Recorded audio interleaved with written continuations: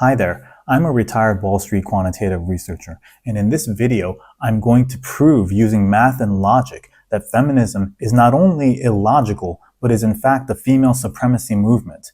I'm going to step through 5 separate data points in order to elucidate my argument. Let's get into it. So the first point I'll make is about slut-shaming. I'll start out with these two graphs, men and women. Y-axis is respect, x-axis is promiscuity. This says whore. My handwriting is bad.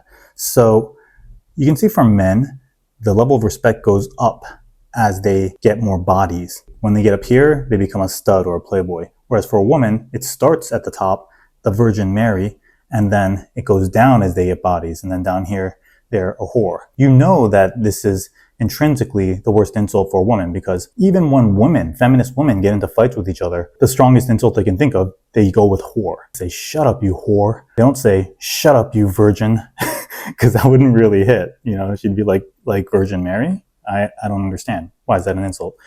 But with a man, the strongest insult is to basically call him an incel, right? Involuntary celibate. Is to basically say, man, shut up, you pathetic incel. And that hurts for a man because he isn't able to get bodies. And so we know intrinsically that the shape of these graphs are true. This is based on supply and demand, and the supply and demand imbalance in the hookup market. See, a woman can have sex whenever she wants to, but a man needs to qualify for sex and jump through many hoops. So because of this, a woman who puts out too often is judged as easy, while a man who gets sex often is seen as accomplished, or a stud, or a playboy. But it evens out, because on the opposite end of the spectrum, a woman who's a virgin is respected as disciplined and virtuous, and a man who's a virgin is just seen as pathetic. The point I would like to make is that it's actually symmetric about the y-axis, and the area under the line is equal for both genders. So both genders currently get the equal amount of respect, and you hear feminists often say, oh, feminism means equality. But it's already equal. See, the problem with feminists is that they complain about slut-shaming because they're focusing on this part where the graph goes down, and then they look at this going up, and they complain about that, but they take this part of the graph for granted. So they'll complain about slut-shaming while virgin-shaming men and saying, man, shut up, you incel. Maybe if you paid for dinner for a change, you'd actually get to have sex with a girl someday. You know, they'll say something like that and it'll hurt a guy's feelings, but they want to be able to retain that kind of an insult. They're happy with the shape of this graph. And I don't have a problem with the shape of this graph, to be clear. This is just nature. But likewise, I don't have a problem with the shape of this graph either. They're symmetric. This is equal. So what feminists actually want is for this line to not go down, but for it to go straight like this. So they want the same high level of respect regardless of where they are on the promiscuity spectrum. And that would double the amount of respect that a man gets, right? Because the man only gets this triangle shape of respect. So you can see how that's illogical, right? And how that's a female supremacist position. Why should one gender get double the default respect of the other gender? You see how that doesn't make mathematical sense? The next point is about how feminists will bully men to accept fully figured women, which is just code word for fat. So they'll say things like, Lizzo's beautiful, and if you don't think so, you're sexist. And what's so hypocritical about this is that they're still heightist towards men. So they'll still discriminate men based on height. They'll openly mock men who are short. And the problem with this is that it's healthier to lose weight. It's better for your heart. It's usually a sign of lack of discipline.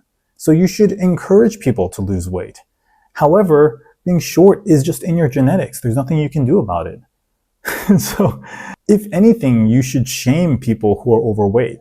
But being short should be a protected class. It should be against the cultural rules to mock people who are short. Yet somehow in feminism, it's the opposite. Being overweight is the protected class, but being short is like open season. It's just a complete bizarro world. And of course, the reason feminists take this position is because it's only women who care about height in men. Men don't really care if women are short. And that's why heightism isn't an issue to women. Shakira is in the 4-foot club. She's like 4'10" or something. Kylie Minogue is also like 4 foot something. I mean, these women are seen as beautiful and hot.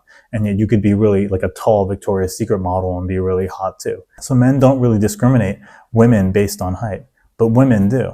And therein lies the hypocrisy. So my next point is about the common complaint feminists make about lack of females in these executive jobs, the C-suite jobs, the partners at law firms. They often complain about how this should be 50-50, but then they completely ignore the fact that these jobs at the bottom, coal mining, sanitation work, truckers, are disproportionately men. 95% of workplace deaths are by men, and 75% of the homeless are men, and they completely ignore the gender disparities down here. Now, I am superimposing job income distribution chart on top of an IQ chart, so I hope you guys can follow this. But one thing people don't seem to know is that the average IQ scores between men and women have little variation. So the mean IQ between men and women is roughly identical. However, the variability of male IQ scores is greater than the females, resulting in more males than females in both the top and the bottom parts of the IQ distribution. So the male IQ bell curve is more of a fat-tailed distribution. And since IQ and income are correlated, it would logically follow that men would make up most of the best jobs and most of the worst jobs, while women would mostly do all the jobs in between.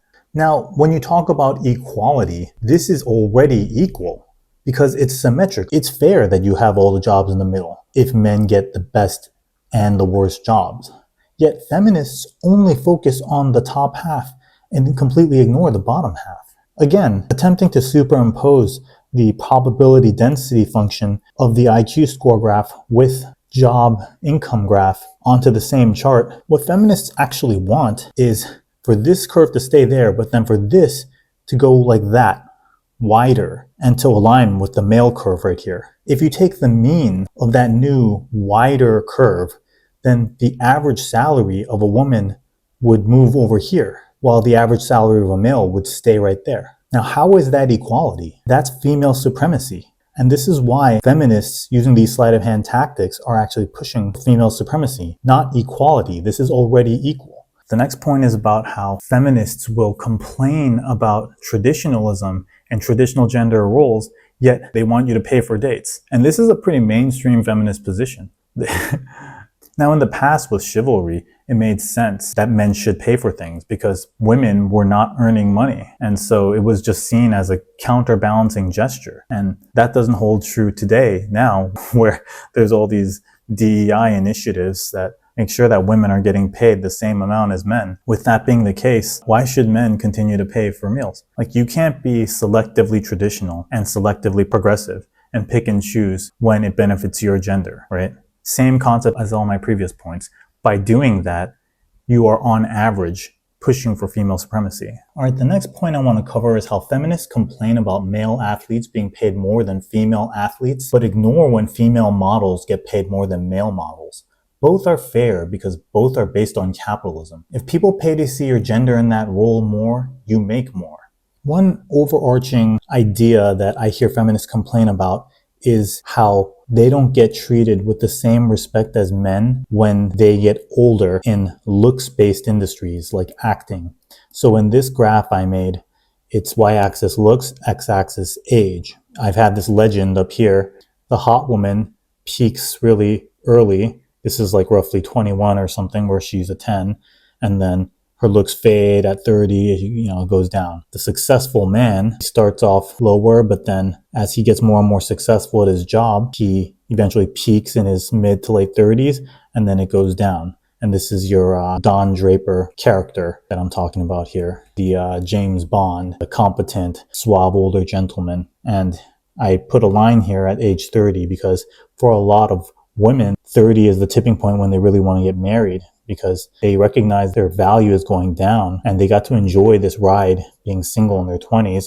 They want to latch on to a successful man so that they can ride this wave up for another decade or two. And then in older age, there's just the inevitable decline for both. But this is still higher than where they are. Now, keep in mind, this is only for a successful man. Let's talk about average woman and average man. The average woman is still higher than the average man. She definitely gets treated better in her 20s, but then by 30, it goes downhill.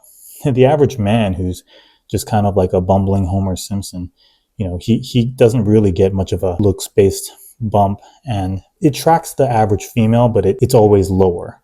Throughout the entire lifetime, an average woman will be treated better on the looks basis than the average man. And this is partially because women culturally wear makeup, so the average woman can be better looking than if she weren't wearing makeup. So in a lot of ways, that accounts for that gap between the average man and the average woman. Now, my issue with feminists is that, for example, in the acting industry, you'll see countless articles about beautiful young actresses who made their millions of dollars. As they hit 30, they'll notice that the acting roles go away and they'll cry about it and call it a feminist issue. And you'll see these pairings where they'll cast like a James Bond character who's at this age with a hot young vixen who's at that age. And they'll say, oh, that's not fair. But that's nature. You see this in nature all the time, the age gap relationship, because this is what people naturally want. And this is what people want to see on screen. What feminists don't realize is that they got treated better than the equivalent young male. They got cast in way more roles. They got way more opportunities based on their looks in their 20s. And they simply take that for granted. And then they focus on this part only and complain about this part, where the men got a little bit of a bump. Keep in mind, this is only successful men, which is a really small percentage of men. And so what feminists want is for this zigzaggy line to stay here and then stay above this circle-y line of successful men. With my previous graphs, if you talk about the area under the curve as a way of measuring total respect, one thing you'll notice is that for the average woman versus the average man, women still get net more respect than men on a looks basis. And between the hot woman and the successful man, it's roughly the same level of respect. The area under the curve for this is roughly the same as the area under the curve for this. But white feminists that represent the hot woman of Hollywood want this line to stay above the male line the whole time so that they get to enjoy the extra privilege they get in their 20s while also enjoying the same privilege that hot, successful men get post 30, which on average is more respect than every male. Again, as with the theme of my previous charts, that's not equality. The existing system is already equal. You just get your respect up front in your 20s, and then these successful men get their respect later after 30. Yet they're not happy with that. They take for granted below 30 and then they complain about above 30. That's not equality. That's female supremacy. All right, so those are the 5 points. And you'll notice the overarching theme across all 5 points is that the existing paradigm is already equal. It's already symmetric. However, feminists have this myopic view where they only focus on the part of the graph where they feel like they have a disadvantage, and they want that part of the graph to be equal. And that creates this asymmetry where on average, they now have privilege over men.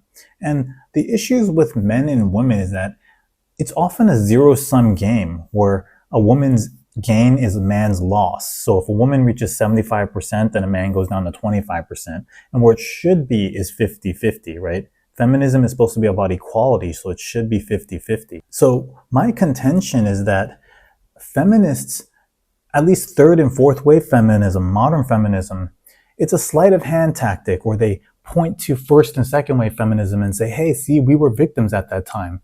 And they point to the past, but in the present, they are now in the advantageous position. They have more privilege, and the pendulum has swung too far. And they seem to be okay with that because they sort of view it as intergenerational revenge for the past. But that's not really a fair way to look at it. And honestly, it's causing a lot of bigger issues. Gender relations between men and women are at all-time lows in the Western world now, where this brand of third and fourth wave feminism is taking over culture. I would really suggest that we swing back to actual equality. And then maybe that will fix things like the male loneliness crisis. A lot of these societal issues we're seeing are the unintended consequences of toxic third and fourth wave feminism. So let me know your thoughts in the comments and please be polite. Take care.